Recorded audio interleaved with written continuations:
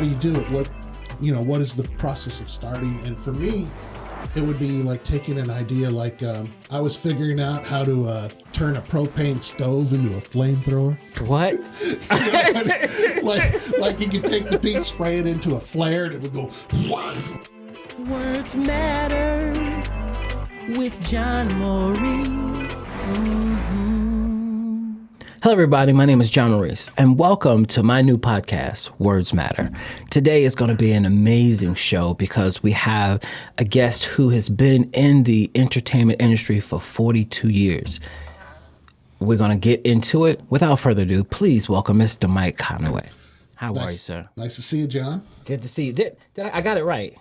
Yes. Yeah. Okay. I just wanted to make sure because my mouth has been dry and I've been saying all kinds of things. That's perfect. Just wanted to say, Mike Conway, you have an amazing background, and the thing that I love is when I was reading about you and going and doing the videos, I'm just in awe. How did you do it? You started in 1981, or when did you start? Because I know your first film, was it Black Crystal?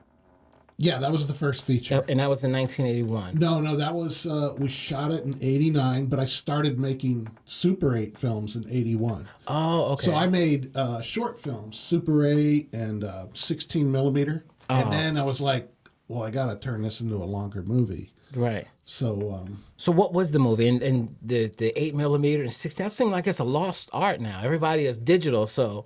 Yeah. But what was the project? In 81 you started. 89 you started doing the film. What was this? Was this a building? You were asking me just before the podcast, like, how do you do it? What is the process of starting? And for me, it would be like taking an idea, like I was figuring out how to turn a propane stove into a flamethrower. What? like you could take the piece of the stove and put it on a propane bottle and squirt it or spray it into a flare, and it would go. And I was really? And so I would make these like short little bits, using this flamethrower thing. And so we made this movie called The Dragon in my garage. Okay. And what I did in your garage? You blowing fire in the garage? Yeah, out of the garage, actually. Okay, all right. So my buddy comes home and he finds this dragon in my garage. And you don't see the dragon at first. He just comes up to the camera and is like... And then his hair blows back. It goes, roar, and we had a fan blow his hair up. And then the flame comes out of the garage, and he runs from the garage. And the next shot, we put a rag on his pants and put some flammable fluid on it and lit it, and he ran. And then it was just him and I, so I had the camera, which I had a mic like this, which could start the camera, and we go, and then in this hand, I had a hose, and I'm like, action, and he's running with his pants on fire, and then I hose him off. He just ran over to the hose, and I hose him off. That's crazy. And then the next day, we go out to confront the dragon, and I had to catch a lizard. Because in these days, there's no CGI. It was just like, all right, we'll get a lizard and hold him up to the camera really close. And then my friend would stand way back, like 30 feet further back, and the lizard's like in front of the camera. And so... Wow. He's like, okay, you can't stay in this garage, so it's like this funny bit. That is really cool, though. That's innovative for, a 16-year-old and shooting. And first of all, did your parents say anything because you had the propane tank? Yeah. My stepdad was like, all right, I know you're out there playing with model rocket engines and stuff. And I'm like, yeah. And I said, it's for movie stuff, it's like... So it took people a little bit to get used to, like my parents. And right. My mom was always cool about it, but my stepdad, he'd just been there a few years, and I was doing this crazy stuff. So he's like, this fool about to burn down the house, honey. Wow. And so you had the flammable thing on the towel or the cloth that was hanging out. You burned it from the bottom or the middle. Did he have anything to protect them in the back? So it was a shot of the edge of the house, and he comes running from the edge of the house on fire. So, but did he have anything protective, or just that piece of cloth? No, it's just that piece of cloth. So when the cloth was burning behind him, we wet his back. Okay, so yeah. But So when the cloth is burning and he's running and He's flapping, still got it looks like it's the flames, right, you know? but the wet clothes were a little, covering. Yeah, that's a little really bit of cool. safety. So to make this film about a dragon, it's all because I was playing with a propane stove, and I'm like, I got to get that in a movie. How do I do that? Oh, how about it becomes a dragon? And it's like, That's the coolest thing. Do you still have the film reels? I do. I might be able to get it for Matt for. If you need a clip, I could probably get it for you. We have some clips, but I would love to see that. You should. I should have. You should put that back out. You can just re-edit it, put some music on it. The 80s stuff is still hot. That's the thing. When I started with these shorts, why I don't have a lot of these clips is because they had music from, I think it had music from Raiders of the Lost Ark in the background. you know what I mean? I was using soundtracks. Right. And so obviously it's like, you can't put it on it's YouTube. Copyright, right. Because they'll flag it. But I hear it. Actually, you are self-made composer. You're really good at it. That's why. So I was making all these short films, and then when I was 18, I went to Northern Arizona University in Flagstaff. Oh, okay. What was neat about that campus is when winter rolled in, you were stuck in your dorms, or you could go to all the dorms, but the campus, you were kind of like that community. You didn't go off too far because the roads were all snowed in. And so I would go to the different dorms with the projector and screen and show my movies. And finally, one guy, he was also in the film program, he's like, you'll never be able to charge for your movies because you use copyrighted music. And I was like, man, burst my balloon right away. I'm like, dang, I was getting some good turnouts. I was showing this werewolf movie, and when it started, the room was still ambiently lit, but then it's like the whole room got dark, and I'm like, what's up? And I looked behind me. There were people just standing everywhere. They packed that lobby, so there was no light. I mean, they were blocking it, and it was just packed. There was over 100 people watching this werewolf movie I did. So I was That's awesome. But then that guy comes up and says, no, you can't ever charge for these. So I was like, you can't charge for them. No, you can't. Maybe you can't sell them. Yeah. But you can charge for people to come and see your movie on campus. So or is that? Yeah, I don't know the rules. I mean, it makes sense to me. I could a lemonade stand type of thing, That's what I'm saying. It's nothing official. It's not a real theater, But that stuck in me. So I was trying to get people who compose music to help me put music to my films. And I talked to a guy, he had a Prophet 5 keyboard. You remember that John Carpenter used on Halloween? Oh, yeah. I was like, could we get together sometime? And thing is, we never got together. Yeah, this other guy's like, I work in the music department, and these guys they're doing string arrangements, so we could do some string pieces for your.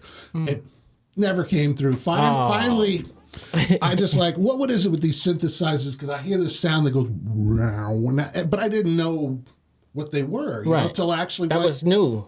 I went to a music store, and they had the. This was in '84. They had the Yamaha DX7. Okay. And I was like, Mom! Because I didn't have the credit card. I was like, I gotta have this. I'll pay you back. So I started with a DX7, and then after that, I just started getting more and more keyboards. Because back then, you'd have a keyboard, but it wouldn't have the drums. And so then you get a drum machine, and then... But they didn't have the sequencer, so then you'd get a sequencer, and then pretty soon it's like putting together a stereo system. You got your amp, your turntable, your cassette deck, your DVD player. It's like they were all components. Everything. Yeah, that's interesting, and that's actually a really good lesson because you were able to figure it out and then create the music instead of depending on other people. And that's a lot of issues why a lot of people get stuck because they're always waiting for somebody else to try to help them. And people got stuff to do. I was like a one-fingered typist. I was like, but then I finally got to 2 fingers. I was like, I could do a low note here. And then I got to intervals, 4th, 5th, 3rd, I was like, and then, play the bass note of that. And then chords. It just grows, yeah. And that's how it is. That's how it starts. You got to start somewhere, though. That's the most important thing, And I'm so glad it happened because it's one of my favorite things to do. the music. Wow, you never know what the. That's the great thing, because when you're starting something, you have this idea of creating it, and you love it. But then once you get into it, you start realizing, okay, wow, I'm good at this, and because there's so many different moving parts to it, and you can't do it all. But when you figure it out and you find new talents. That's amazing. Kind of why I got into movies too. Is I wanted to act. I wanted to be in front of the camera, right? Right. But once I started, I was in them for a while, but once I really got going with the filmmaking aspect, I was like, you can't really do both effectively. It's like if you're in the shot, it's hard to it's direct yourself and know. And so, but it was wanting to be in movies is what got me into making movies. So, what was your favorite movie growing up? That sparked it for you. What was that? Oh, sparked it. Obviously, I was like 14 when Star Wars came out. That was pretty awesome. Yeah, that was. But I was into movies even before that. I'm trying to think. It was mostly like the TV stuff. Like I'd come home and watch Lost in Space, Star Trek, $6 Million Man. Oh man. It's like at Friday nights at our house was $6 Million Man, Planet of the Apes series. And then the Night Stalker, the Kolchak. It was like a Monster of the Week thing. I remember those. So they don't make TV like that anymore. I was into. Yeah, Matt, I see your hands moving. How's that, Matt? You can talk to us. It's the man from beyond. That's our production guy there. Matt. Yeah, right. Matt is my right hand. Hey, Mr. Mike. Yes, sir. Get as close to the microphone as you can. Like this? This better? That's right. I want to hear that beautiful voice of yours. So really good. You gotta love his voice as close as you can. It's raspy. Everybody, give it up for Matt. That's my right hand. Hi, Matt. What were we talking about? The movies and all of that. So I love the backstory, because we have to know the story as we're going forward. So 1989, Black Crystal. How does it come about? Because you're making all of these short films, the Super 8, I was 16s. graduating from college, and I was like, you hear about these guys like Spielberg or Orson Welles. Now, were you hearing about? Well, this was '89. Spielberg did what? E.T. and Color Purple. But he made Duel with Dennis Weaver about the truck chasing the car. And you never saw the trucker, but Dennis Weaver was driving the car, and this truck was chasing him down. It was like a horror movie. And then finally, at the end, the truck goes over the cliff. He finally beats this guy who's trying to run him down. So that was like a young Spielberg. I think he was like 20 when he did it. And it was called Duel? Duel. Duel. Okay, I'm going to have to go and see that. Duel. But, a lot of these filmmakers like... I want to say like Orson Welles, he did Citizen Kane. I think he was 25. And I was like, not that I'm anywhere near those guys, but it was like a lot of these film guys get their first feature out in their 20s. So like I wanted to do that. So that's why I set to do Black Crystal. Now, how did you, once you did the script and all that, how did you get the money to do it? Or did you fund it yourself or what? My uncle, and he just died recently, but I'm sorry to hear that. he co-signed a loan for me for $8,000. Now the whole movie was like 19 something, because I was paying everybody. This is 89. I was paying them $50 a day. So it was a 2-week shoot, and it was filmed, so it had to get it developed, and like a big cost was transferring. Even though it was Super 8, it was a Super 8 feature. We had to transfer that film to 1-inch video, which is broadcast video, and it was like, at the time, it was like $300 an hour. And they say, so if you got 6 hours of film, you times that by 2.5. And I'm like, oh, man, that's going to be a lot of money. So a lot of the budget was like... Right, for the tape. Yeah. Did you, in shooting that too, I remember when I was in film school, you have to, whether you get 35 millimeter, that was rare. Usually 16 or 8. Yeah. But when you're doing that, you run out of film and you got to go back. You get little splices and stuff. Yes. But when we transferred it to video, we edited it at a TV station on the 1-inch tape.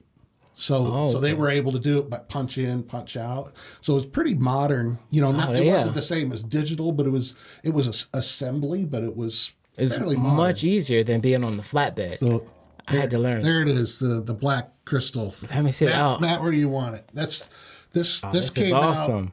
out. This came out in '91, and the guys who Black crystal. the guys who were at Radon, the company that put it out, they put it into the catalog. They put the number in so that when people open the video store, well, they don't pick every film they're going to get. They get a catalog. And this was like in all the catalogs. Oh, really? So yeah, it was like in everybody's store. It was So like, how did you I get the don't know. catalog? That's awesome. The man. guys with Radon put the product number into the catalogs. And so then when someone opened a business and ordered the catalog, that would It's be right part there. of it. Oh, that's all. Do you think they still have that? Oh, The catalogs and stuff like that? they got Matt. What's it called when they have an ID number for a product? They do have you know it's basically an ID, and it'll be a That's number. Barcode? What's that? Barcode? Kind of like that, but it's a product ID number. So this came out. I was 91, 91. a little over 30 years ago, right? So I thought it's not a great movie. It was my first movie, but there was a guy in it. The main actor, Mark Lang, was really good. I know that name. Mark Lang. Mark Lang. What else was he in? I'm trying to picture the face. I don't think you knew him. He did weird stuff, like he voiced Sonic the Hedgehog and stuff like like in the video games. Yeah. But they used like a pitch shifter, and he was in like TV shows like Young Riders, which was kind of like Young Guns, but a TV series Right. of it. Yeah, because I know the name. I'm just like trying to rack my brain. So, anyways, it just came out on Blu-ray, a special release. Awesome. I want to buy a copy. I want you to sign it for me. Okay. Yeah. I thought this movie was forgotten, right? Dead, buried. And these guys are like, we liked your movie. And it's like, really? It's like a cult classic, you know? So So where can we get it? it's This is awesome. if you look up Black Crystal Blu-ray Mike Conway, you'll find it. How much is it going for? About $27 plus shipping. That's nice. The packaging is amazing. I love the color. Yeah.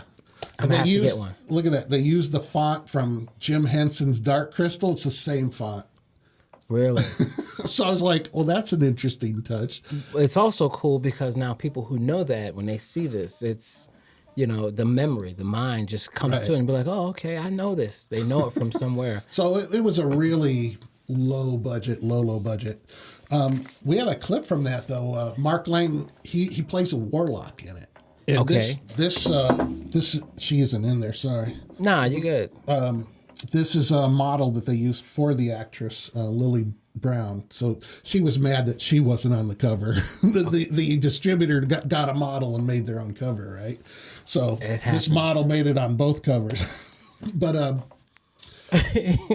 you know, it's one At of least those. the actress, you know, she's in the movie, but So she's not a on the cover. witch, and I'm a regular guy, and I come across a friend of hers who's killed, and then I meet up with the witch, and I'm like, this guy was trying to reach you, but I don't know what's going on. She's like, you got to leave. It's like, wait, you can't leave me cold, you know, you got to tell me what's going on here. So I find out she's a witch, and the guys that killed the hitchhiker I picked up is her warlock ex-boyfriend.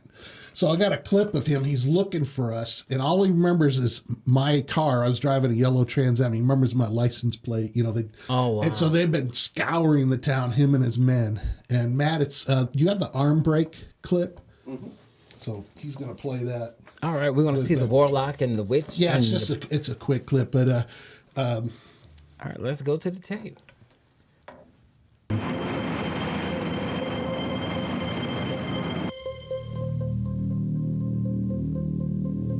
that was fast forward. It's a nice effect, though. I love Sorry, that. I put my finger in front of the screen.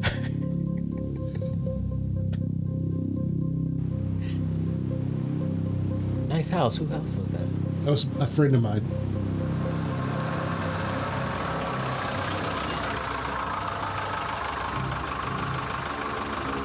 CBX. Looks like we found our cupcake.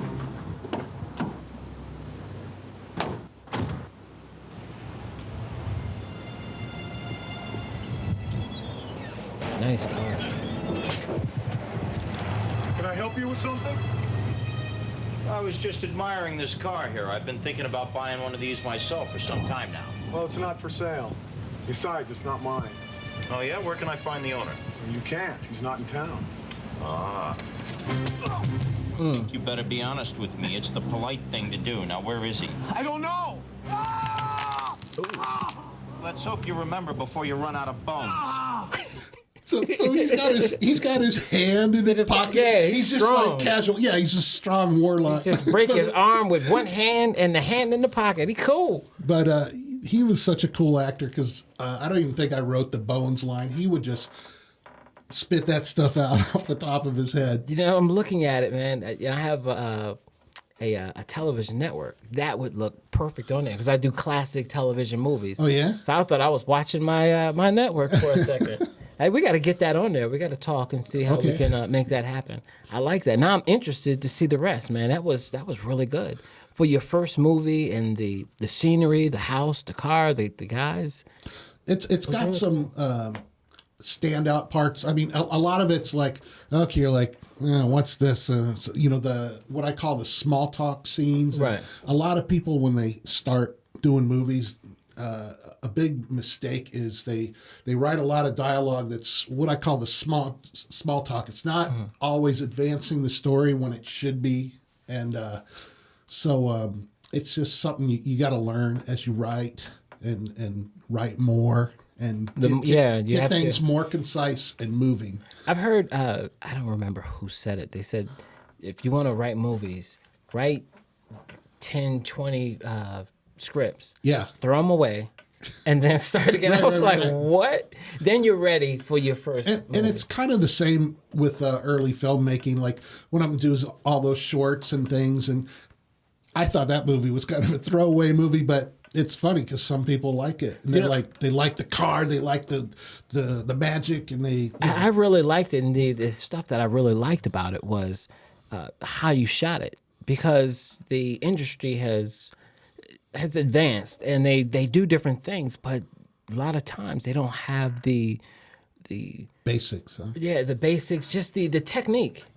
So even how the car drove, you know, how it pulled up and you see the side and you see the guys coming in, then you went to the license plate. That was really cool. And then you show the house and the garage was open. You really painted the picture. It was well. It was cool. done. You see other movies and you're like, what is going on? Yeah, a lot of it, because the camera is, sorry, I keep touching that, Matt. Sorry. A lot of it is subjective. In other words, we only know what the camera sees. So if you're all tight in on something, you know, you don't know what's all happened. Maybe you didn't establish it right. Some people go really tight. So what was your, okay, I'm sorry. I was going to say, and then you'll get, now that was cuts, obviously, but some people will do the one-shot moving camera for a long time, and there's a lot of people that want to do that. Right, but did you do that back then? This is in '89. This was pretty much cuts, you know, like establishing shot. There's different shots. Like, but I'm saying that's how the attack was. When you were working on your craft, that's how it was. Back in '89, you get the shot, establish it, cut, and then you cut them together. Even now, like what Matt's doing here, he gets an establishing wide shot of us, right? And then maybe these mediums, you and I going back and forth. If he wants to, he can crop it in closer, you know. Right.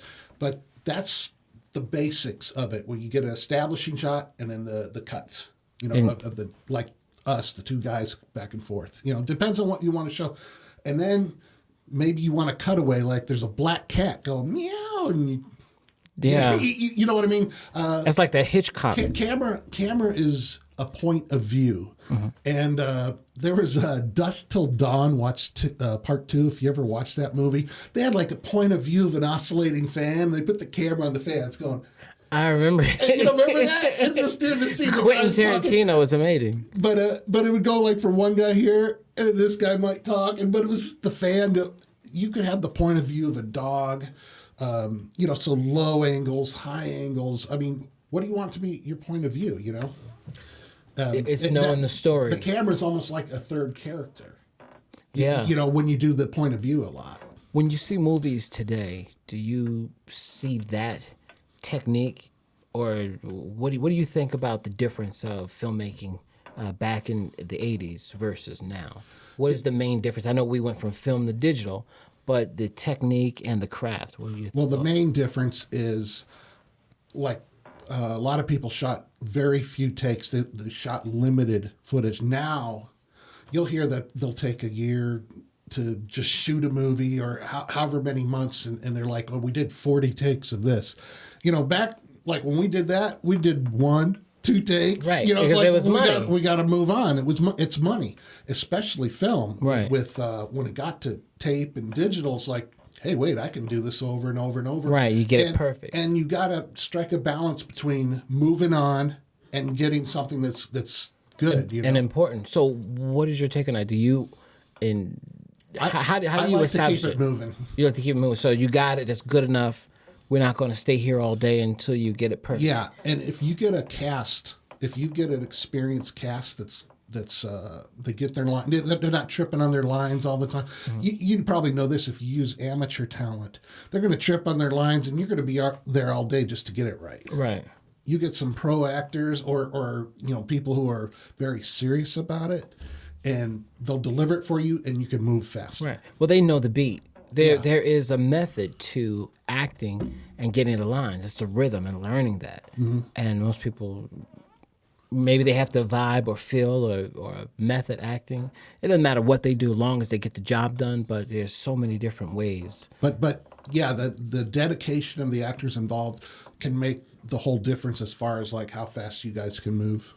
Matt and I'll get to it later, but we shot that Bigfoot movie, and we shot it in it's about 9 days.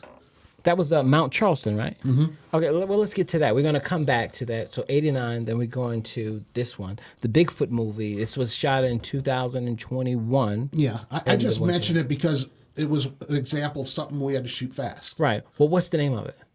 Drone Down. You want to talk about Drone Down? Let's talk about Drone Down. Yeah, we're going to go back and forth. Yeah. Actually, I have a trailer if you want to see the trailer. Well, I want to see the trailer, but tell me about it really quick. Okay. All right. Yeah. Right. So there was a thing in Las Vegas called the Lucky Sevens Film Challenge, where I remember that. Jeremy Settles and Ben Stober, they did an Indiegogo campaign to raise money for 7 filmmakers shoot 7 films in 7 days with no more than 7 crew members. Yeah, wasn't it 7,000? $7,000 budget. Right, 7. I remember that. And I was working on this movie called Evil Dwells Within for my buddy Robert, who's the producer writer of that. Mm-hmm. So I was shooting that for him, and this Lucky Sevens challenge came up, and they're like, "Mike, you want to do it?" And I was like, "Oh man, I don't know. I'm right in the middle of this other one." And so I tried to get Robert, the producer, involved so it wouldn't be so bad. Mm-hmm. I was like, "Hey, how about you hop over to this one?"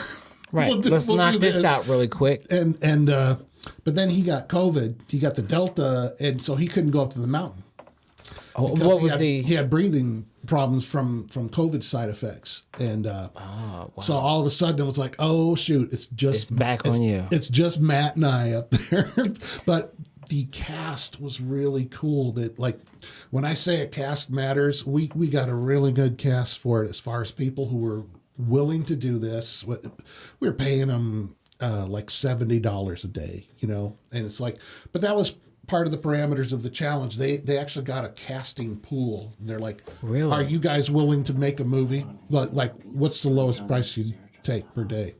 So all these people were like, yeah, I'll do it for. I want to say, hello, Lord. 30 or whatever. I heard a voice. Yes. We have a technical issue coming up.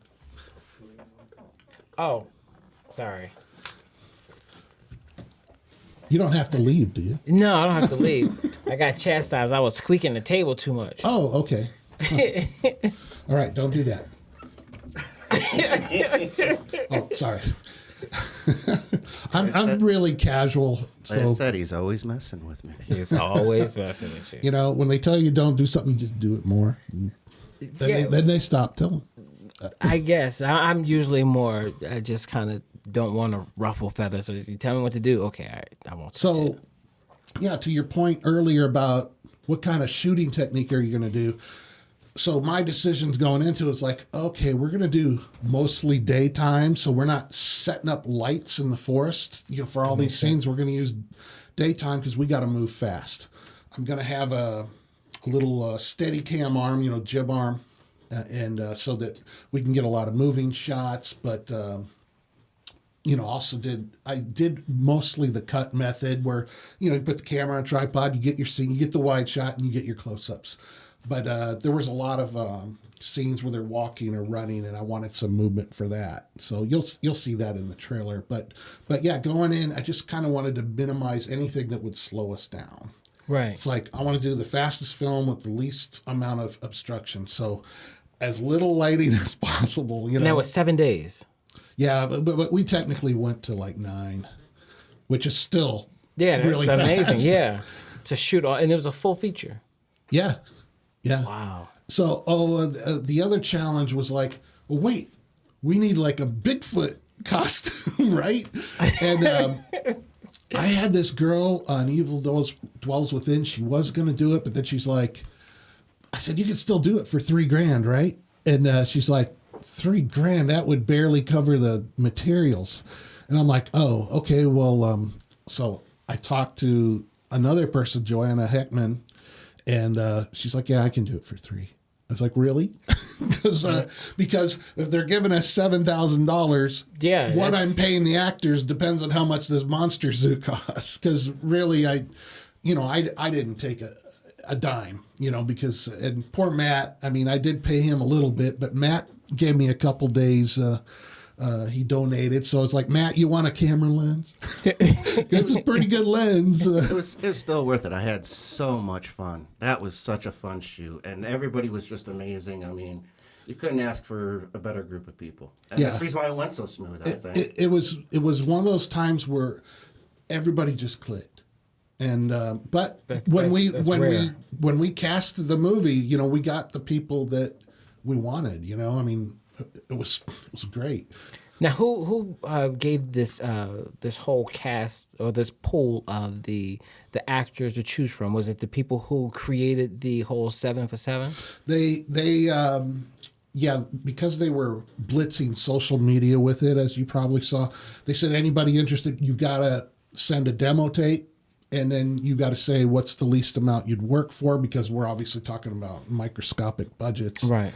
And there were a couple people, though, that I wanted. And I'm like, hey, send Ben a demo tape and get into that acting pool, because you have to be in the pool to be a part of it. And so, that's really cool. And including my wife, I was like, we had a person to play the sheriff. My wife plays the sheriff. But it was Jackie Gerhardy, and she's done movies like Immortal Wars, and she's the Karate Girl. Mm-hmm. But she was cast in Rogue Angel, and their rule was you couldn't headline 2 of the 7 movies. You had to either pick one or the other. You could have a small part, but you can't be a major part in 2 movies, because they were trying to spread it around to that talent. Right. And so Jackie ended up taking Rogue Angel, and so I was like, oh, who am I going to use for the sheriff? And my wife's like, I'll do it if you need it. And I was like, I would love that. You can actually do, because she's really busy. She's a bakery chef, and she works like 60 hours a week. And I'm like, I said, so if I could get you on Tuesday, and because we started on a Sunday, we shot all office scenes on Sunday. Mm-hmm. And that was our longest day, because we had to get those office interiors, and that was near where Jeremy's office was. So I was like, and I said, Jeremy, since you're putting this Lucky Sevens on, we get to use your office. Yeah, I guess so. So it's like, well, you're putting it on, so we're going to use what you have available. And he also had these 2 cop cars. Really? And, yeah, so that's that was awesome. cool. So how long, when you said you'd be part of the project, you had to come up with the script? I had a story from a long time ago, but when I was working on Evil Dwells Within, there's an actor named Michael Kearney.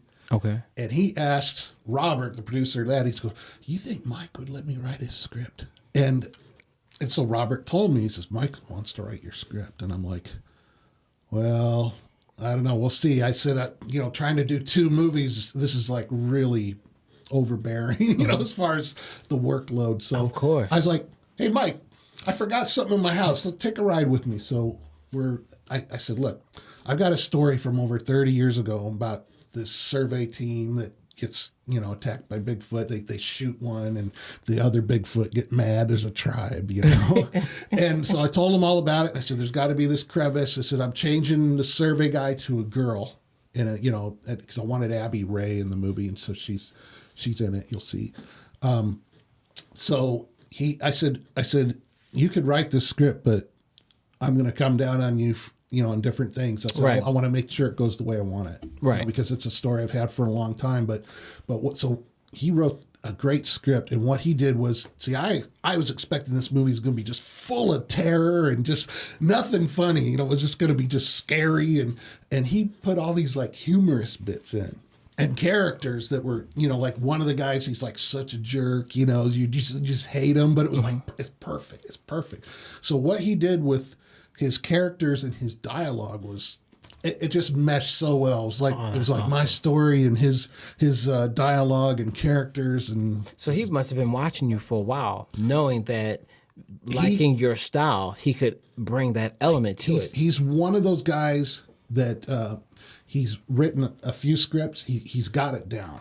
He's got it down, and he can churn out pages fast. So what was his name again? Michael Kearney. Michael Kearney. Yeah, he plays one of the Rangers. You'll see it at the end of the trailer. They're both behind the log. There's a white guy and a black guy. He's the black guy. And he's from Vegas. Yep. Michael Kearney. Okay, I need to know who he is. All Yes. right. Are we going to see the clip, Matt? All right. Drone down. Drone down.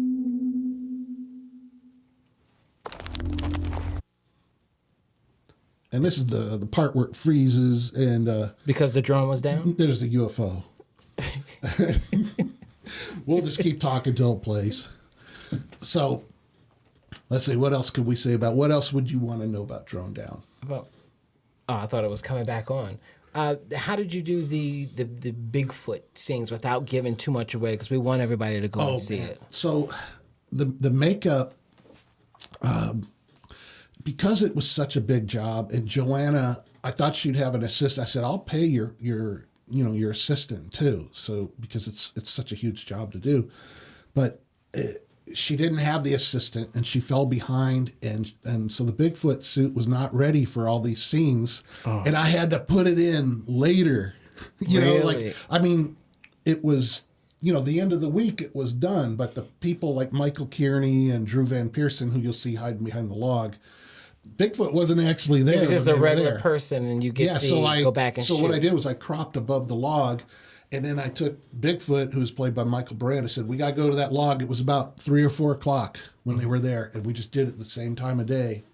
And all I had to do was cut the frame down the top, and then I cloned the Bigfoot, and what that means is, we only had one suit. Right. You're seeing multiple sometimes. So, Right. So you're like, okay, Michael, I need you to stand in on the left part of the frame.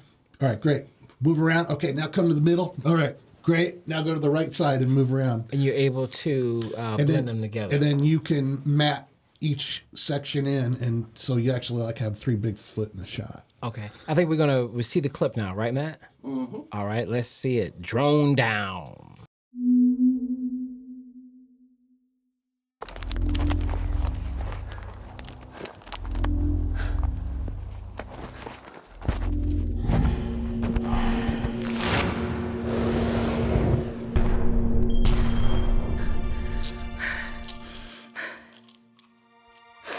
What attacked them, Dr. Park?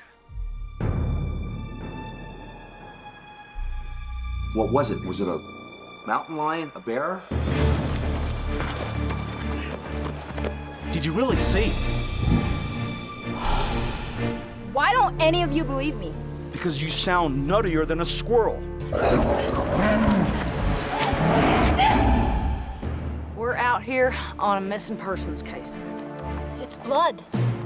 That blood could have come from any animal or person. I don't believe in coincidences.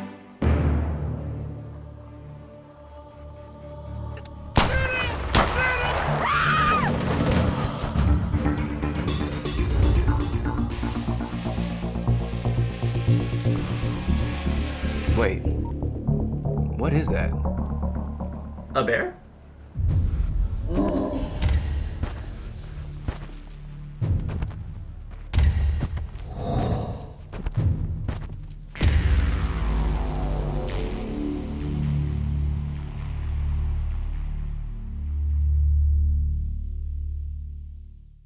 That's awesome. I like that a lot. The Bigfoot, I'm like, oh my goodness, that's a cool outfit to get that done. I want that. We need to talk. Every movie you see, I'm like, I want it for the network because I need new content, independent content. It's great stuff, man. I like that. 9 days, $7,000 drone down.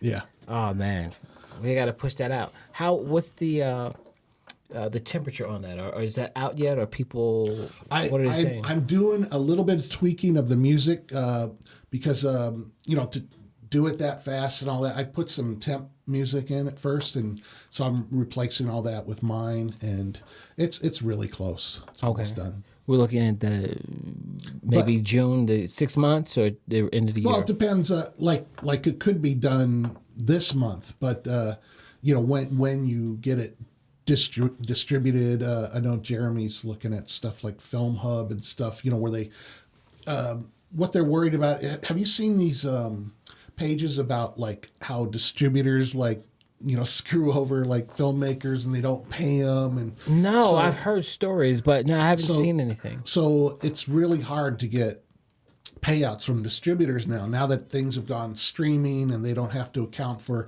numbers of physical product, like DVDs or tapes and stuff.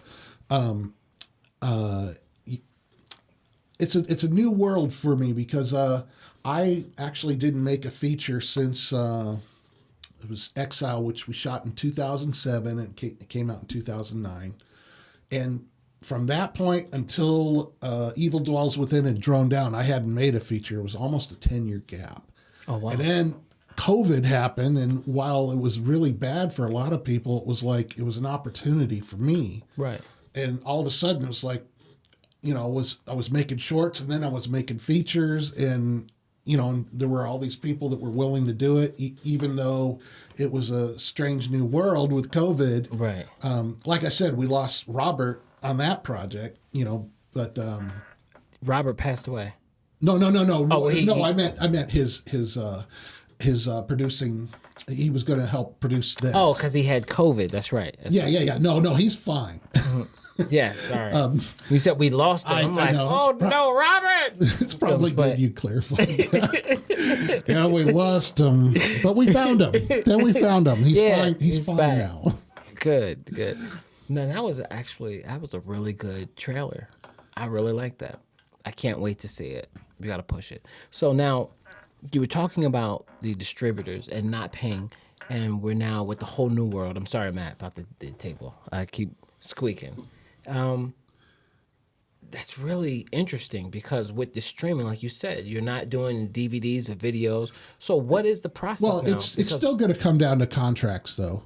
And most people need a representative or an agent, and they will make a deal with a distributor. But it's a lot of them can say that, oh, well, we had so many losses or so many costs that, I'm saying, money is hard to keep track of.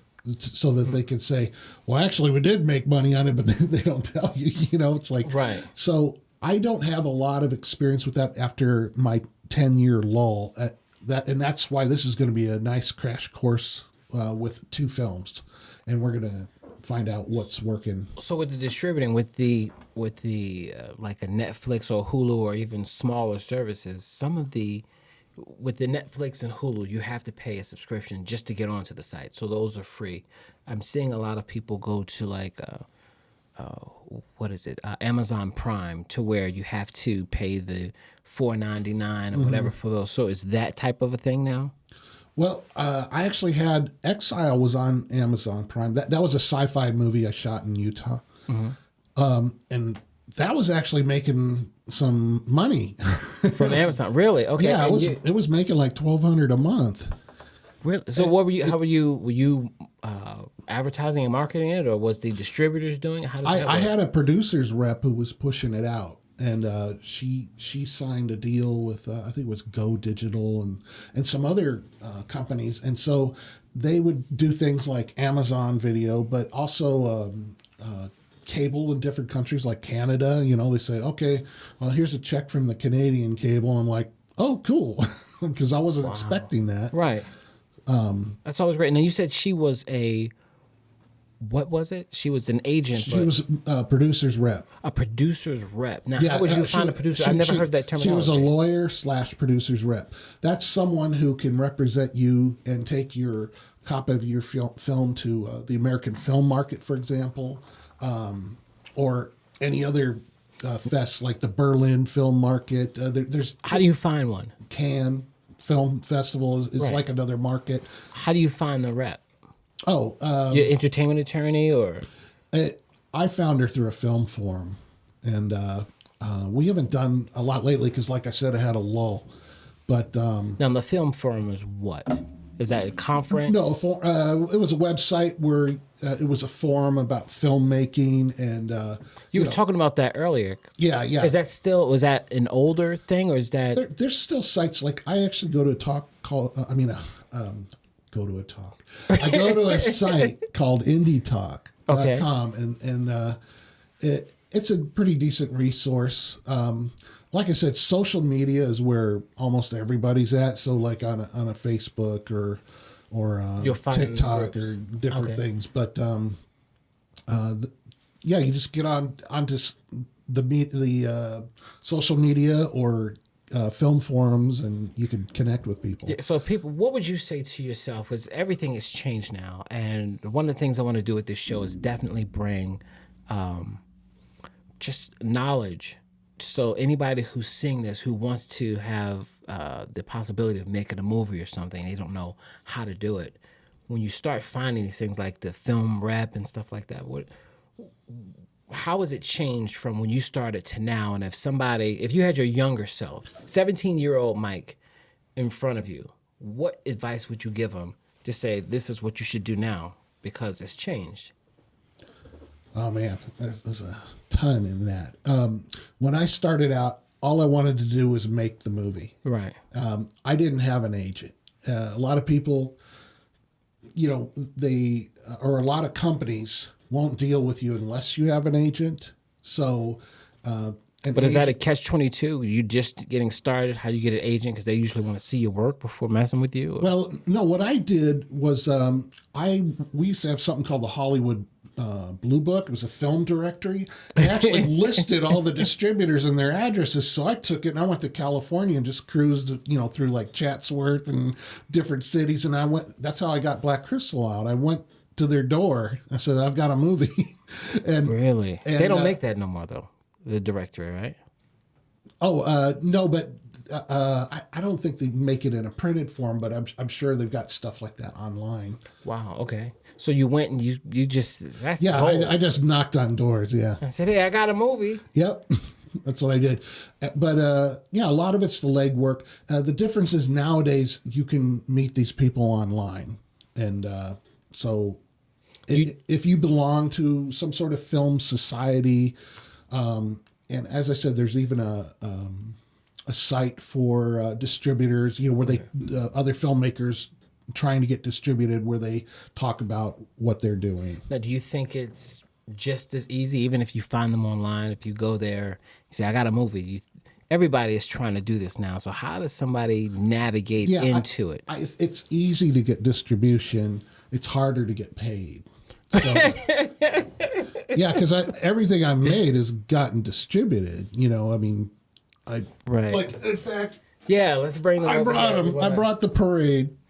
Good. I know we want to talk about. We did Drone Down. What is it? There was one that I wanted. The Evil Dwells Within. We just talked about that. A little bit. I've got a trailer for that. That's a good trailer too, if you want to see it. But we can get to that. See that. But I'll just go through these real quick. That was the one that was coming because I saw that. This was the spaceship that you wanted to see. That's the spaceship exactly. This was Terrarium. Matt, should I hold it here? Yeah, all right. The super energetic thumbs up. Oh, you like that? You like Thumbs that? up. Oh, that's good. Yeah. So that's Terrarium. Originally, This was like a 2-disc set. This was the one I put out that I authored myself. But then it got a deal with that my film producer's rep, which is like an agent, and she sold it to Lightning, and they sold it to Lionsgate. So that they changed the title because Tom Cruise was coming out with War of the Worlds. Yeah. So 100,000 copies of this went out into various stores, and people thought they were getting War of the Worlds. Well, they were mad at Mike Conway. Then Tom Cruise ain't in this? Then after War of the Planets, it went to Japan. It was Lost Voyager. They kept changing the title. This is the same movie. Well, it's got to be relevant in each area. Territory. Yeah. And then this was like UK, Hong Kong, and Ridley Scott was making a movie called Exodus, so they called Terrarium Exodus. Oh, so it was like the same movie. So that's brilliant marketing, though, because people see it, they're gonna grab it. This is not the best cover, but this is Exile. Okay. This is the movie we shot in Utah, and there's a 14-eyed monster there. And again, you go to the film market, and like if Japan buys it, they call it Prototype Terminator because they're like, that sounds cool. So now, you don't have a robot Terminator type thing in the movie, right? No, actually, in Exile, it was about she was an android. And the pilot who crashed, he was blinded, and he enters this habitat. He finds this habitat by chance, and when a human presence comes in, the android powers up, and so she helps him out, and she can recharge as long as he's alive. But is she using him, or is she really into him? That's interesting. And that was before. I mean, that theme has come out since even more, and I got it out early though. That was the one we shot in 2007. I gotta see that. Okay. Then I did a super chick movie. This is called The Awakening. Super chick. What is that about? Okay, I play. See me on there? I see you.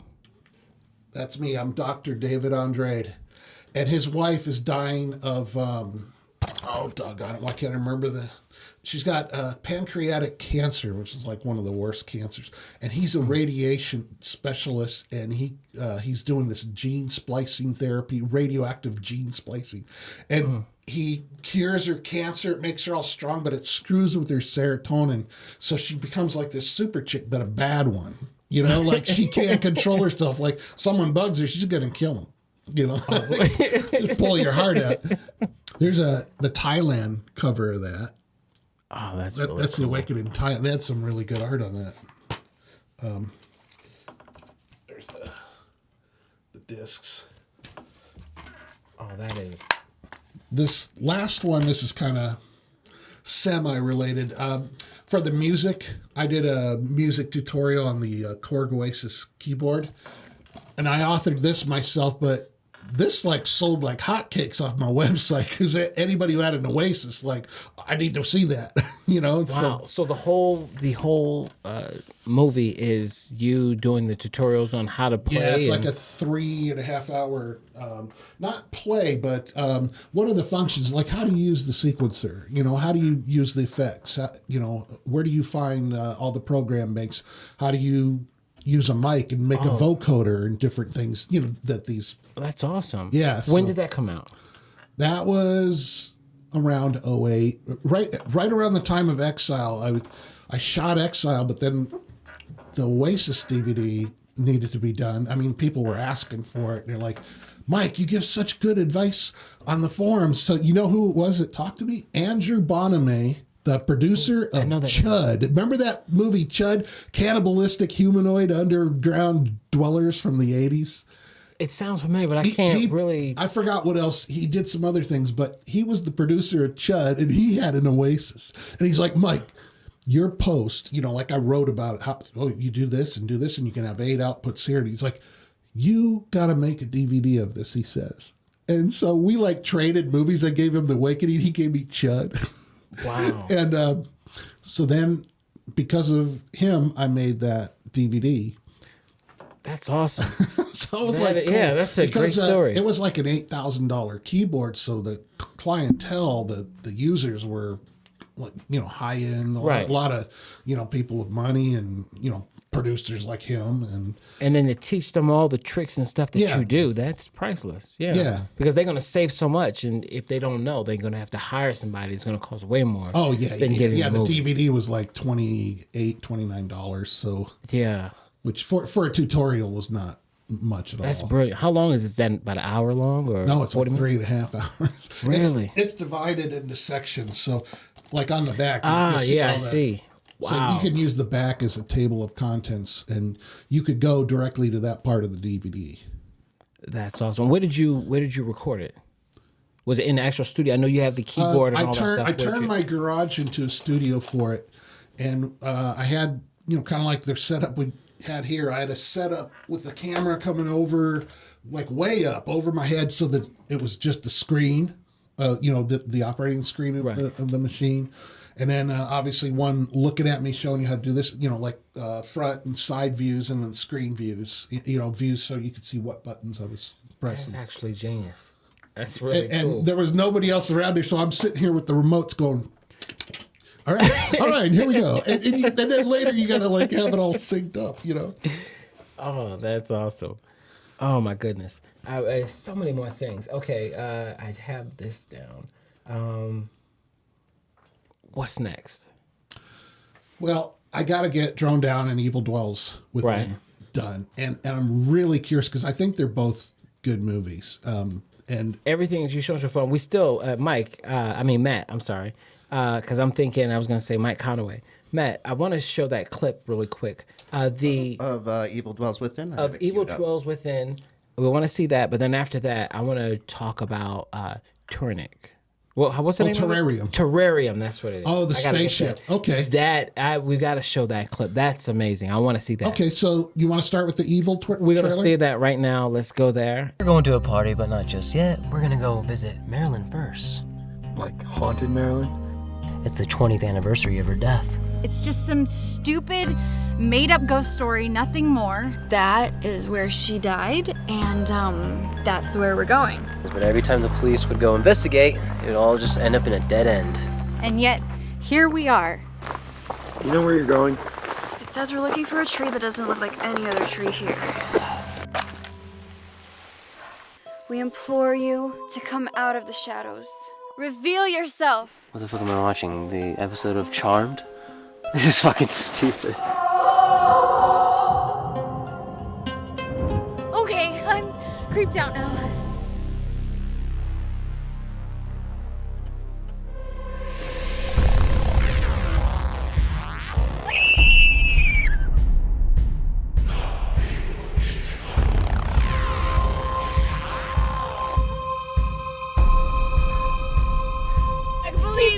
Brad, keep going, please. We need to go back. We can't go back. What the fuck was that?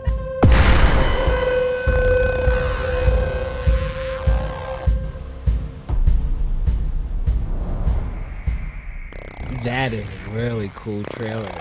Oh my goodness. Now I want to see that. I want to see the monster in there. At first, what was that? It was like a Chucky doll with the eyes glowing. Well, no, that was Marilyn, and she was all the people in that. What's great about this trailer is that was the flashback scene. That's not even the main movie. Really? The flashback of the kids who go to find Marilyn's gravesite. Right. And they're going to do a conjuring. And then so Marilyn comes back. She's obviously kind of deadish looking, with the frizzy hair. Matt, he helped on that too. So we worked together on both those movies. So he was That's invaluable. Great. Like that shot coming through the trees, we were using a jib arm. So I was jibbing it down, but I'm like, Matt, you got to ride the focus on this. And we just worked together and got some cool stuff. That was a really fun one too. I just enjoy working with Mike. Oh, and we froze our asses off in November. Big time. Late November in the forest, and we had a table that fold up table had water bottles on. They were frozen. Remember that?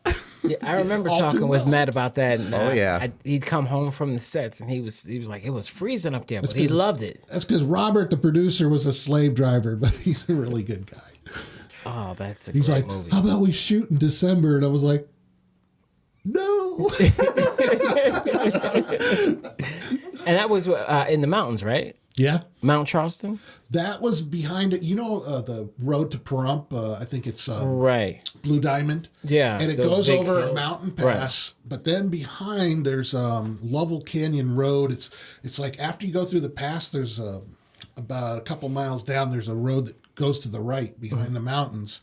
And at first it's desert you're driving through, but then you come up on these trees and stuff, and you're like, wow, all right, this works. Yeah, that's amazing, man. I just love the moonlight and all. Then I always wanted to be in a horror movie, you know. But I probably get killed in the first 2 minutes, you know. Always the black guy gets Michael killed. Kearney, I shouldn't say anything. He's in that movie. But Okay. he's one of the modern kids. Those are the flashback kids. Right. Then it goes to a whole new set of kids 20 years later. And one of the girl who's born from two of those characters in that, it's about her and how Marilyn's kind of following through the generations, you know, like went after her parents. Now it's coming after her. Oh wow! And so she's got to kill it And before it and Michael continues. Kearney plays her boyfriend in that. And oh gosh, you know, they're asking me, why is this movie taking so long? There's a scene where he wears a Tupac shirt with a crown, and I forgot. When we were stealing a scene at the park, so I'm watching for people, making sure we can get this scene. Guerrilla shooting. And I'm like, I'm going to have to frame by frame remove it, because that's like a copyrighted image, I'm Right. sure. And so I'm like, you know, otherwise I'll have his family coming down. Unless you know Tupac's family and they say, yeah, show his face. No, I don't know. I can ask around. But Otherwise, I'm gonna have to like digital. It's tough too, because you know what I was talking about with the hands. Michael's doing this stuff, and I'm like, oh, when he acts with this. You know, he like, you know, uses his body, and nobody caught this shirt when you were filming. that's my fault. Because he That's could have my just fault. turned it inside out or something. Yeah, he could have put it. Yeah, just turn it around. It just happened. You It's know? just stuff like that. So you wanted to talk about the spaceship? Yes, and the terrarium. Yes, you got it. Yeah, I finally got it. That was 1990, 89? No, that was 2000. 2000. When we shot it. Oh, Matt's got something. Yeah, Are you ready, Matt? He's queuing it up. Okay. But- So my stepdad, I wanted to make this movie Terrarium, and based on having this tarantula for like a semester from a girlfriend. She left it with me. And then she didn't want it back. I'm like, I don't want to keep that tarantula. But I was putting crickets in the terrarium, and I was thinking, man, what if this big spider's just sitting there and the crickets are like crawling around, no idea what's sitting right there about to, you know, It happened, yeah. sucked all the fluids out of them. And I'm like, what if that was like the same concept with people and a monster, you know, where they're stuck in this terrarium? So it's kind of a twofold meaning, because they're stuck in their cryo beds in their ship. But when they get out of the ship and they wander a ways, they actually run into a glass wall that is all around their ship. Oh, And so the twist is this alien race, intelligent aliens, put this monster in with these humans to see what would happen.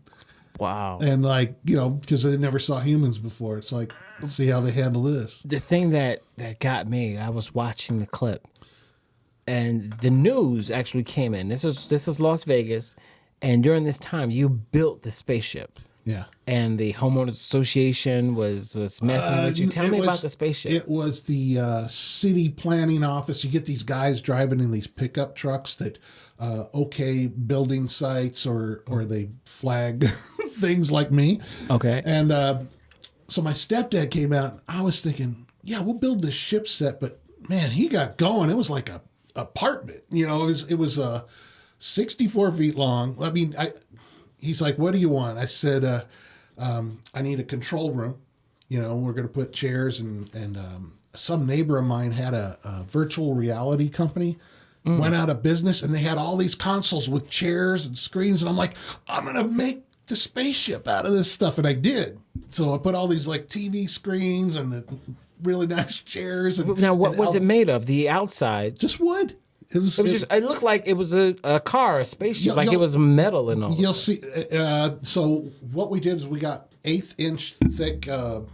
Sorry again, Matt. Eighth-inch thick 4x8 boards that were already white, and we curved them. And that made the ship look round. There's one part of it that, and we just say, well, that's the crash. We had a removable piece so we could get the cryo beds, and we had like one actor in the foreground, another actor across the hallway. That was the only way they communicated with each other, is who they could see right across from them, because they're stuck in their cryo beds. The tubes won't open up. They're like, what do we do? It's like, well, first we got to get strong enough to be able to get out of here. But they've been frozen for like 15 years, you know? Oh, wow. Okay.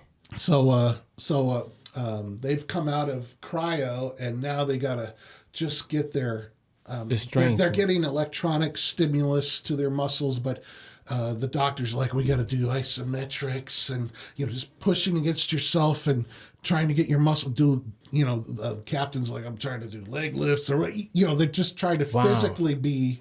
So most of the movie is them in the cryo beds, and a good portion of it. But then this monster keeps coming in and eating somebody, and they can't do shit about it. Oh. And they got to listen to it over the intercom when someone gets eaten. Oh, so it's like, that's crazy. Wait, what's that? And see, so are we going to show the spaceship clip first, Matt?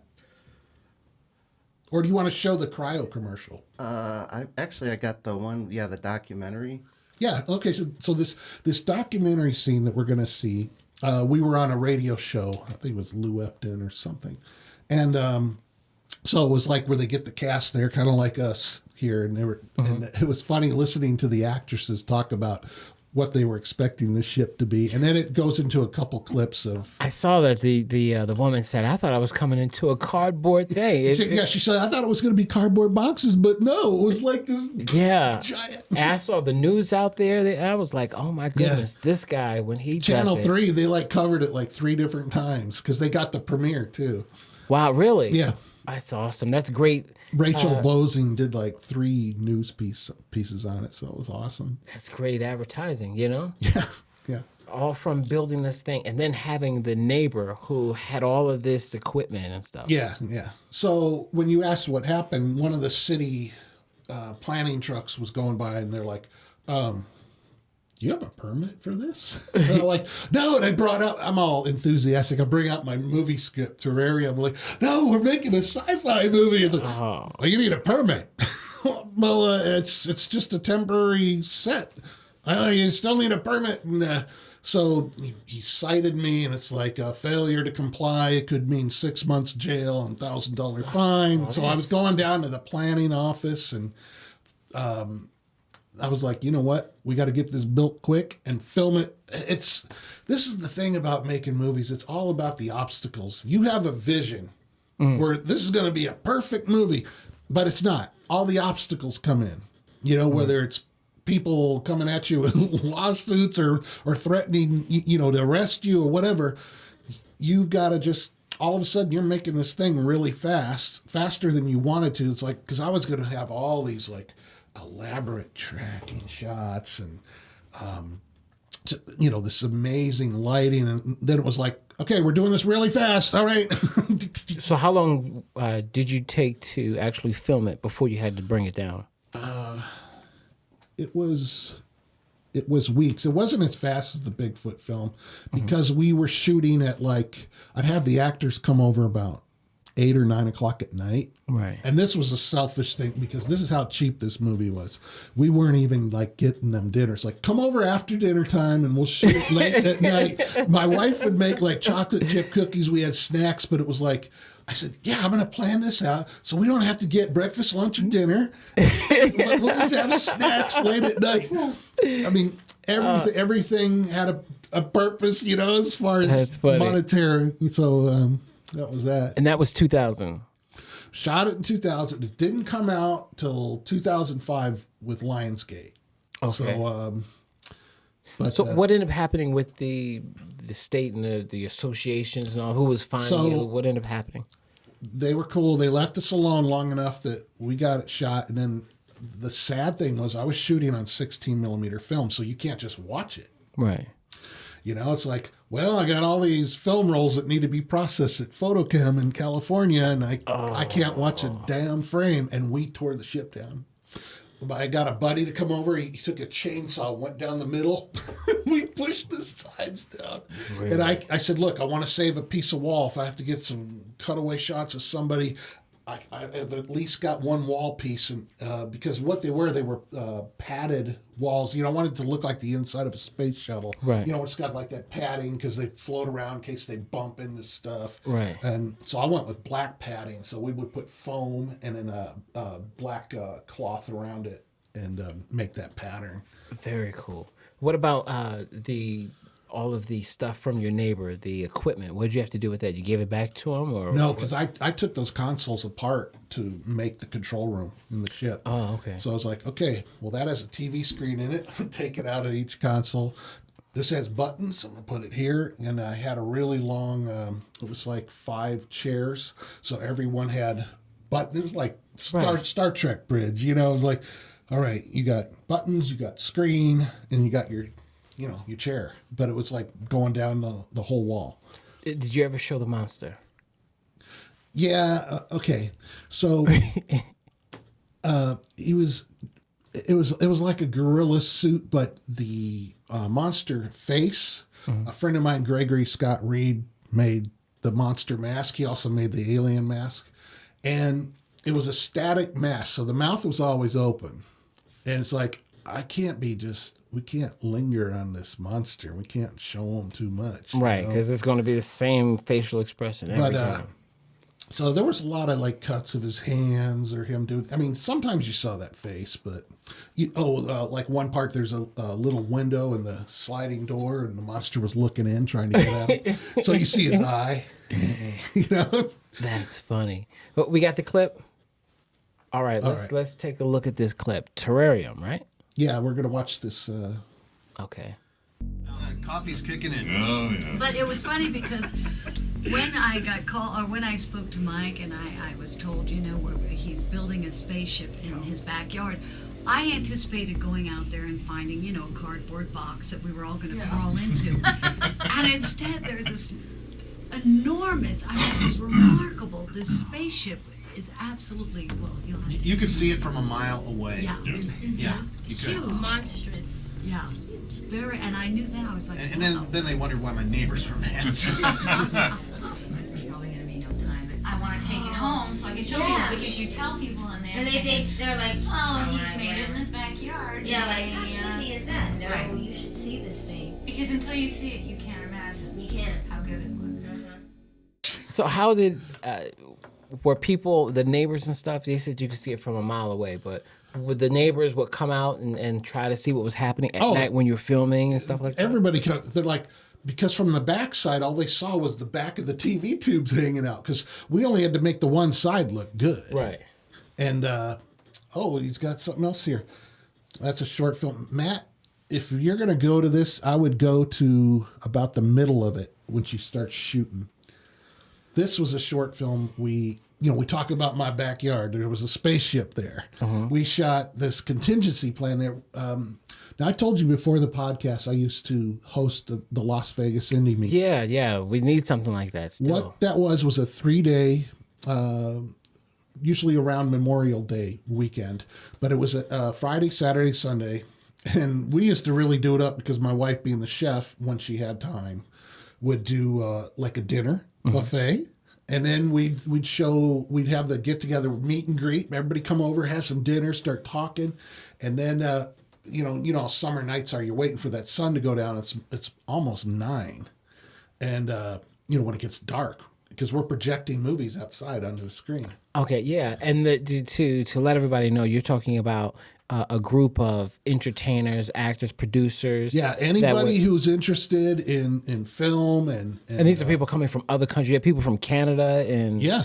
from all over LA, and they would come to your spot, and you'd have this entertainment summit where you guys are showing stuff and working together. So Friday was like, okay, we're gonna have movie night, and we did the same thing Saturday night. But it's like, what do we do all day Saturday, especially with these people who are sleeping over and staying? We had tents in the yard. We had like so many people one year. It was amazing. But I was like, we need to do presentations. So it's like, all right, let's do some squibs. Squib is like when a bullet hit, when the blood pops out. Right. So it's a charge. And so it's like, let's do a squib demo. Oh, well, since we're going to need blood for that, let's do a blood demo first. So the guy would make blood. All right, Hershey's syrup, Caro's syrup, red food coloring, some water, it's like. That's really cool. Everybody come together and we working on your craft. Someone would do a makeup demo, or someone would talk about how they do the music, sound effects, whatever, camera. There was even a pyrotechnic guy, Jimmy Gingsomrung, who's known as Jimmy SFX. He blows stuff up for a living, and he came over and did like diesel bomb and all this stuff. I think awesome. What Matt wanted to show here, I was talking about some of the films I started making back. So there's some clips of Black Crystal and some of the shorts. I think, there's the face rip. Okay, let's see that, Matt. Let's see the clip. I'm a film lover, and I've been making movies since 1981. I've made about 30 short movies on Super 8 and 16 millimeter, and a few on video. Terrarium is my second feature. The first was a movie called The Black Crystal in 1989. And that starred Lily Santoro, who also plays Kim in Terrarium. So that's a link from the past. Got some worldwide release. I never saw any money from it, but it got out there. Oh, that juicy kiss you saw there at the end. I got in trouble for that. I had a girlfriend at the time, and what happened was we shot that kissing scene originally, and when we got the film back, we saw those shots and they were dark. And I was like, oh, we have to do the kiss again. She's like, why do you have to star in the movie? Why do you have to be? Honey, I am, and I'm going to do the kiss scene. Anyway, you knew coming in. She had to go to her mom's house that night. So it's like, you gotta get out of here. We were arguing in front of, and they're all like, and because of that, we made the kiss that much better. It's like, she made us so mad. It's like, this is going to, all right, we're going to really play this up. Yeah, if I got to go through all this hell, it might as well mean something. And now the wife I am married to, my wife Sheila, who played the sheriff in I saw that. Thrown Down, she's like, I love that kiss. She's like, you're just sitting there all virginal, and she just comes in. I was like, yeah. You were still shocked, like, I know I'm going to get hell from this. Oh, my goodness. So we did a lot of stuff in the backyard, obviously. Matt, do you have the clips for the drag? Or what do you have up right now? Actually, I pulled up the cryo commercial. Did you want to look at that? Oh, yeah.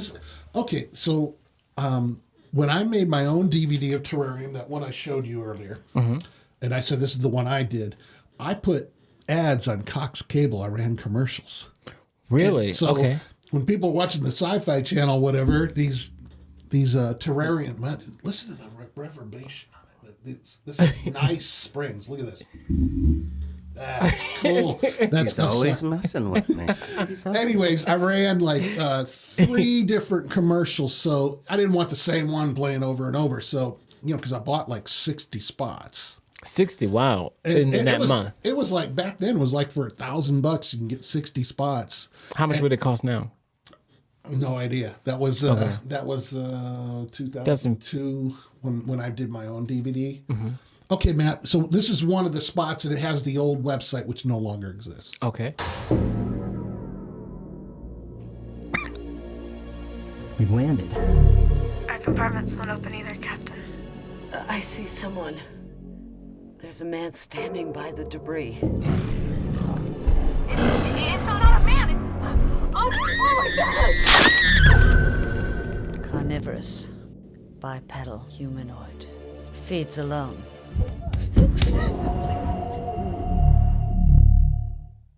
So, hey, Matt, can you do the other spot that's a DVD commercial? So, what I wanted to do is show the difference. That was, I keep hitting this, I'm sorry. That was the bleak spot.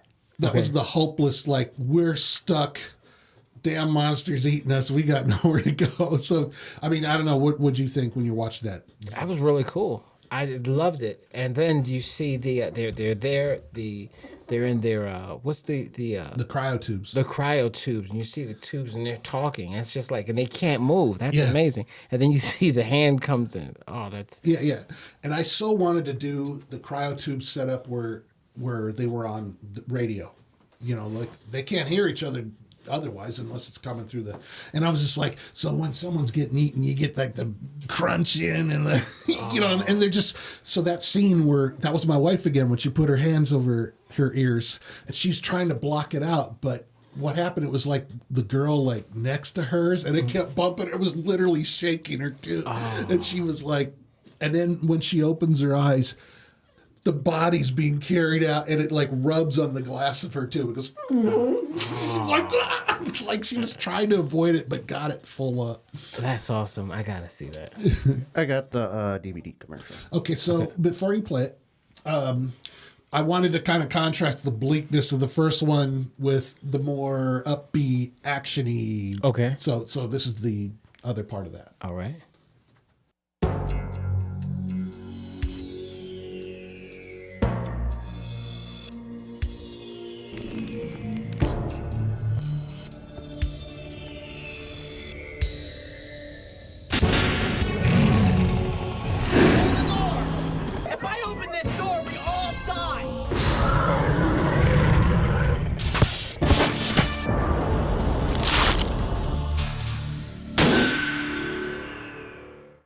So see the difference? The other one was more plotting and bleak, and this was more like, That's really, really cool that you put the commercial out too on Cox.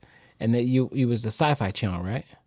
Well, Cox, so various channels on Cox programming, and obviously I wanted it on Sci-Fi, most of them, but they also put it on other you know, like they had like Soap Opera Network and different things, you know, so it's like maybe less there, maybe more on the Sci-Fi side. You know what I'm saying? But the great deal about the package was you got 60 spots for $1,000, but you didn't have necessarily control of when they'd play. So sometimes it was prime time, sometimes it was late in the night. But yeah, we would That's be a watching. great deal. We would be watching TV. And it's like, oh, there it is. You know. So Now, you said you didn't make money from that? From Black Crystal. From Black Crystal. Okay, that was this the first new one. release. This is a limited release, and we're supposedly splitting it. The guys who put out the Blu-ray. Okay. And I'll comment on that at a later time when we see it. But more than half of them are gone. Okay. That they did like a limited 2,000 unit run, and like half of them are gone already. That's and awesome. it just came out this almost 2 months. But so where can people go get it? it's Vinegar Syndrome. Like I said, if you Google Black Crystal Blu-ray Mike Conway, it'll pop up because it's not just Vinegar Syndrome. They've got it at other outlets. I got one from Grindhouse Video, but I think I got their last copy. Okay. All right. Well, we're getting ready to wrap up. This was an amazing, amazing interview. Thank you so much for doing the show. This is so much entertaining. We need to definitely work together somewhere. I want to do a movie soon, and I know I don't use anybody but my friend Matt here. Yeah, and I know you guys are friends.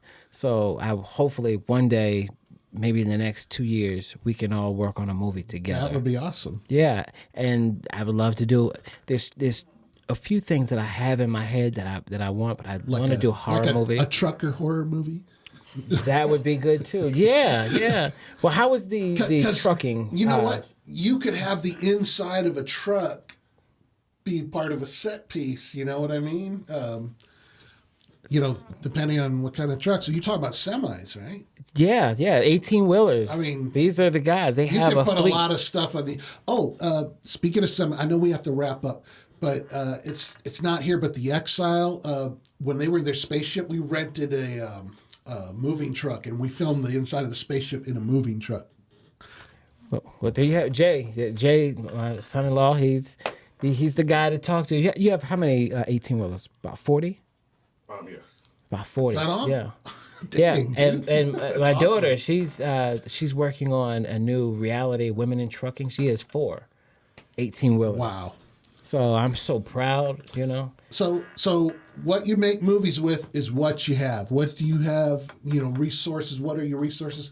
And like I said, when I was learning how to do that propane stove, I'm like, this is going in a few movies, you know, because I had it. You know, you use what you got. You use what you got. Everybody there, you use what you have. And wrapping up, what advice would you give besides use what you got? If somebody wants to do a movie, where do they start? What do they do?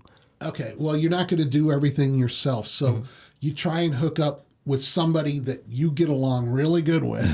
And don't just leave it to a handshake, though. You know, you agree on everything on a contract. But like, for example, like there's me and Matt. Matt obviously has a video company. He knows how to run cameras and things.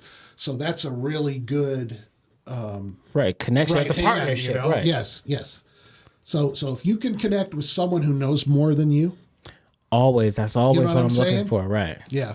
So don't let it all fall on your shoulders. Like, get some people in place that can lift you up.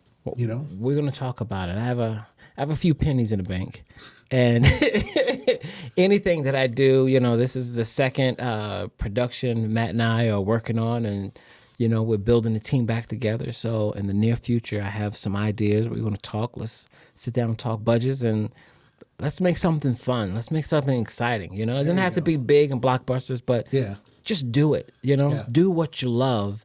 And then everything else will fall into place. We'll have to handle the business, but that's the goal, you know? Right. And we'll utilize you. We can work on something where if you need anything we have or 18-wheelers for something, we got you covered, you know? We can use your expertise. I'm always thinking like that. I'm like, what's around? You know, it's like, that's just. And the things that you've done and utilized was amazing. I can't even believe how things just worked out. It sounds stupid to build a spaceship, but I was like, we're going to be filming in it and outside of it, and it's in the backyard, and no one knows. Every time we cut away to a scene, it's an actual valley somewhere else. Right. You know what I mean? But that set, as hard as that was to do, that was our set, in and out. And that's amazing. You know what I'm saying? Yeah. Kill 2 birds with 1 stone. Exactly. Now, did you also, you said something about a romantic movie. Did you do a romantic movie or no? No, I don't think so. It was something. Or one of the I titles love having romance in all my movies somewhere, though. Okay. You know, I mean, that's always an important element. But as far as like just romance, you know, for a whole movie, I usually like try and cross genre things. You know, I like if I have horror, I want action or a little bit of funny or that. You know what I mean? You want to put a few things in, and romance is definitely part of that. Got you. Wrapping up, what's your favorite horror movie? Alien. Really? Yeah, the original Alien. The original Blew me Alien. away. Okay. Actually, I can see now. I can see the little things, especially with the aliens. Okay. What's your least favorite sci-fi movie? Least favorite? Oh, least favorite. I don't have one right now. Brothers from another planet? No, I'm just playing.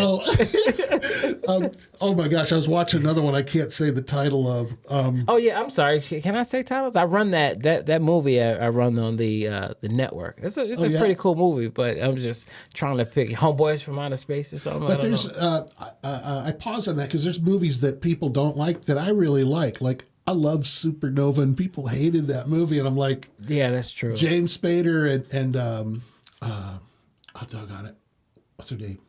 The actress. She was also in Vampire in Brooklyn. Vampire in Brooklyn. Yeah, with that Eddie Murphy. Angela Bassett? Yeah, yes. Angela Bassett and James Spader getting together was like, I love that. What was the name of that? Supernova. I'm going to have to see that. I didn't see that.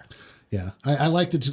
I never saw James Spader play a badass before, and he was a badass in that. And, you know, they were both badass. So it was like a power couple together. I liked it. Favorite director? Probably, I was going to say James Cameron. It's a few. John Carpenter, because he's very resourceful with small budgets, and he did his own music. He was the biggest influence on me. Hitchcock, because he's the master of suspense, and I love suspense. Right. Spielberg was awesome with that too. Like I love the T-Rex, in Jurassic Park coming out. You can't beat those moments, and only caliber guys like him can deliver on that. And Cameron, because I love Terminator and Aliens and even Avatar. I like, Terminator and Aliens just kicking it. Oh yeah, by far. All right, Mike, thank you so much for coming in. Thank you for doing this podcast. I'm so excited about all your stuff. We're gonna have all the clips in. Definitely. It was great. This table. I got you where I want. No. Yeah, we're not gonna shake the table. We're gonna make some things happen. And to the future, my friend. To the future. Thank you for watching Words Matter. Mike Conway, everybody. I'm John Maurice. We'll see you next time. Love always. Peace. Words Matter with John Maurice. Mm-hmm.